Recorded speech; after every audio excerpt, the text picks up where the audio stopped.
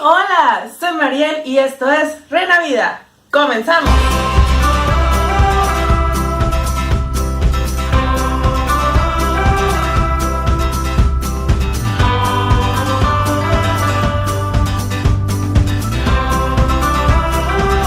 En este video continuaremos con la segunda y última parte de la entrevista con el Dr. Hughes. Y si no viste la primera parte, te dejo en la cajita de descripción el link del primer video. Y también te dejo las redes del doctor para que lo sigan. Hola, soy el Dr. Hugo Radillo, mejor conocido en redes sociales como Dr. Hughes. Una vez que un paciente ha tenido su función renal tan deteriorada, este puede ser candidato a una terapia de sustitución de la función renal, que actualmente nosotros la podemos encontrar como la famosa diálisis. La diálisis, que puede ser peritoneal o que puede ser hemodiálisis, tienen sus indicaciones, ciertas ventajas y ciertas desventajas. De manera conjunta a las famosas diálisis existe el trasplante renal, el cual consiste en colocar un injerto de un riñón de a lo mejor un familiar cercano o una persona inmunológicamente relacionada con el paciente que va a recibir el riñón y que puede repercutir de manera positiva en la calidad de vida del paciente que ya ha perdido la función renal adecuada. Hablando entonces de diálisis peritoneal y hemodiálisis, uno tiene que considerar que el procedimiento debe de ser seleccionado luego que el médico especialista en riñón, que es nefrólogo, ha valorado de manera integral las características específicas del paciente, sus antecedentes y en sí todo el contexto de enfermedad por el cual ha pasado el paciente antes de perder la función adecuada de su riñón. Cuando hablamos nosotros de la diálisis peritoneal, esta consiste en introducir un catéter al abdomen del paciente en donde por medio del intercambio de ciertas sustancias dialíticas, que es como las llamamos, el peritoneo, que es una membrana que se encuentra dentro del abdomen de los seres humanos, va a permitir que exista un intercambio de partículas y de moléculas que generen un gradiente suficiente para que ciertos tóxicos se puedan eliminar a través de esa membrana y puedan ser eventualmente evacuados del cuerpo por medio de ese catéter. Una de las principales, vamos a decir, desventajas de este tipo de diálisis peritoneal es el riesgo que existe de infección. Consideramos nosotros que este catéter que se coloca y va directo al interior del abdomen del paciente puede ser una entrada muy viable para que gérmenes del medio externo al abdomen puedan tener acceso a la cavidad abdominal y generar una entidad que nosotros llamamos peritonitis. La otra opción de diálisis es la hemodiálisis, la cual a partir de sustancias que se colocan en una máquina de hemodiálisis, el paciente va a tener un filtrado y un dializado de su sangre de manera artificial. Esto es conectándolo por medio de un acceso vascular que puede ser por el armado de una fístula, que por lo general se hace aquí, que esto es una comunicación entre una arteria y una vena, y a partir de esta fístula el paciente puede ser conectado a una máquina que va a hacer las veces de este riñón. La otra forma, que viene siendo prácticamente un procedimiento de urgencia, es colocar un catéter de plástico en la vasculatura del paciente, que puede ser aquí en su cuello o puede ser por debajo de su clavícula, para garantizar entonces que la máquina tenga un acceso a la circulación del paciente y pueda estar haciendo las veces de este filtro para tóxicos y otras sustancias. En cuanto al trasplante renal, de las principales ventajas es que el paciente puede no depender tanto de métodos artificiales como máquinas y catéteres para mantener una función renal adecuada.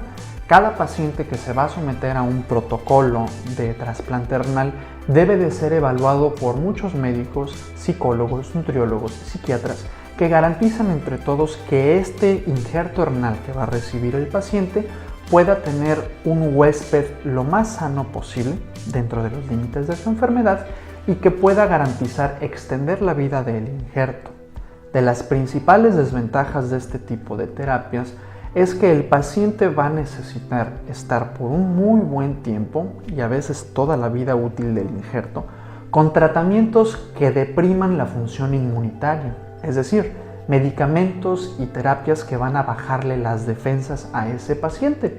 Esto se hace de una manera controlada y vigilada por médicos especialistas que desafortunadamente en ocasiones y a pesar de este seguimiento, el paciente queda propenso a contraer enfermedades oportunistas. Estas son infecciones por gérmenes que están esperando el momento en que las defensas caigan para poder infectar y causar enfermedades en el paciente. Esta inmunosupresión causada por medicamentos prescritos por doctores, dependiendo de qué tanto se acepta la terapia de inmunosupresión y el beneficio que se tiene para cuidar a este injerto renal, puede ser disminuida o en algunas ocasiones, y depende de cada médico, pudiera llegar a ser suspendida. Sin embargo, la terapia que actualmente se procura implantar en estos pacientes que reciben inmunodepresión tiende más a regular las dosis más que a suspender. Esto es obviamente para cuidar nosotros a que nuestras células inmunitarias no ataquen a este riñón que viene de una persona extraña y se pueda perder el injerto. Entonces valoramos el riesgo y el beneficio de mantener inmunodeprimido a veces de por vida al paciente, todo con el fin de que este trasplante renal tenga el mejor éxito posible. La alimentación, independientemente de si el paciente está trasplantado o no, es fundamental para que la función del riñón se pueda mantener. Una de las grandes alteraciones que tiene un paciente con enfermedad renal crónica es la inhabilidad de poder controlar la presión arterial y ciertos líquidos. Un paciente con enfermedad renal crónica está más propenso a edematizarse, esto es hincharse, retener muchos líquidos, por lo cual una de las principales medidas nutricionales que se implementan en los pacientes con la enfermedad renal crónica es la restricción de sal y en general pues de cualquier compuesto que pueda ser rico en sodio. Esto porque el sodio tiene la capacidad de retener por sí solo líquidos que pudieran después repercutir de manera negativa en la salud del paciente. Asimismo, la ingesta de proteínas habitualmente se vigila bastante. Tradicionalmente se ha procurado ingerir menos proteínas una vez que el paciente ha sido ya diagnosticado con enfermedad renal crónica. Sin embargo, investigaciones recientes sugieren que lo mejor es individualizar cada caso y hacer perfiles nutricionales naturalmente vigilados por un especialista en nutrición para que el paciente pueda adoptar una dieta que le genere beneficios con base en la personalización de su tratamiento nutricional. El uso de drogas recreacionales una vez que el paciente ha sido diagnosticado con la enfermedad renal crónica o que ya ha sido trasplantado es un hábito que los médicos procuramos frenar y detener en casi todos los casos para evitar que factores externos al tratamiento y externos a la enfermedad modifiquen el curso evolutivo. Hay ciertas instancias que han decretado que efectivamente el uso de sustancias como marihuana o como cocaína, naturalmente el tabaco y el alcohol, pueden ser deleterios para la función renal y para el tratamiento de la enfermedad renal crónica.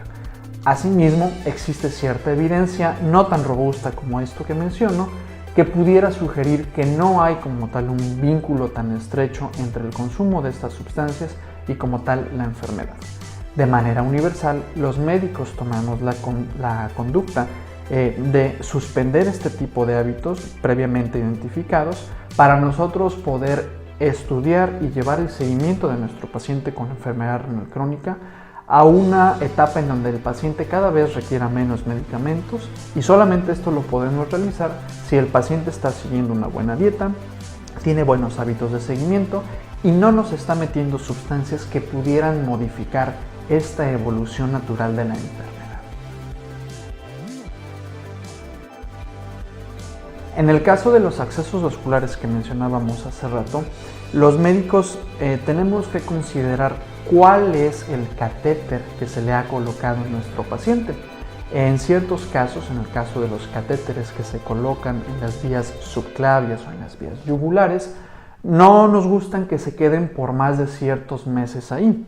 Esta es una medida transitoria que los médicos utilizamos antes de que el paciente pueda disfrutar de una fístula arteriovenosa, que va a tener menos complicaciones infecciosas y trombóticas, que son las que pueden justamente generarse a partir de la colocación de un catéter. Existen otros tipos de catéteres que llamamos PermaCat, que permiten justamente que la terapia de hemodiálisis pueda estarse realizando por más tiempo en ese catéter sin tener que llevar al paciente a una realización de fístula arteriovenosa, en ocasiones pues porque a lo mejor este paciente no es candidato para realizar este tipo de abordajes quirúrgicos. Sin embargo, cualquier catéter que se coloca en el cuerpo no es inocuo, es decir, no va a dejar sin riesgo a los pacientes usuarios de estos catéteres de que tengan complicaciones. Por lo cual, dependiendo justamente los casos particulares e individualizando cada paciente, los catéteres pueden permanecer X número de tiempo o deberán ser retirados, siempre y cuando nosotros consideremos los riesgos tanto infecciosos como trombóticos que representa tener un catéter en la vasculatura humana. En sí, el problema de la enfermedad renal crónica en México es un azote que hemos tenido desde hace más de 40 años. Para bien o para mal, se han empleado estrategias incompletas por ciertas instancias gubernamentales para hacer prevención de este tipo de enfermedades. Como comentaba, una de las principales afluentes o una de las principales causas de enfermedad renal crónica que tenemos en México es la diabetes y desde luego la hipertensión.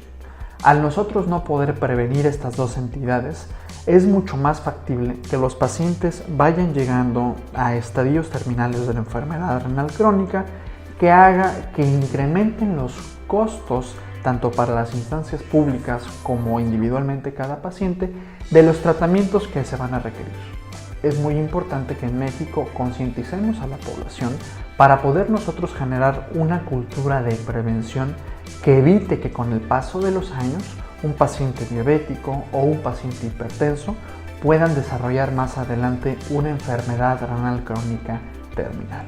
En el caso de las enfermedades que no dependen de los factores de riesgo como hipertensión o como lo es la diabetes, lo importante de todo esto es nuevamente la prevención. Necesitamos armar una cultura en la cual la población en general vaya al médico, esté o no esté portando una enfermedad o se sienta o no se sienta mal. Lo que nosotros necesitamos es fomentar una cultura de salud en la cual una vez al año por lo menos, con o sin enfermedad, el mexicano promedio pueda atender a una consulta de revisión en donde se puedan detectar enfermedades tan frecuentes como la diabetes e hipertensión o menos frecuentes como el lupus, otras enfermedades autoinmunitarias y glomerulopatías que pueden condicionar más adelante una etapa terminal en cuanto a la enfermedad del riñón crónica. Un mensaje que damos la mayor parte de los médicos hacia nuestros pacientes con la enfermedad crónica del riñón es: cuiden bastante el seguimiento que tienen. ¿Qué es esto? Procuren estar siempre en una comunicación muy estrecha y formar un lazo de mucha confianza con los médicos, nutriólogos y psicólogos que los están atendiendo. Incorporar también a sus familias a su seguimiento y tratamiento es parte fundamental.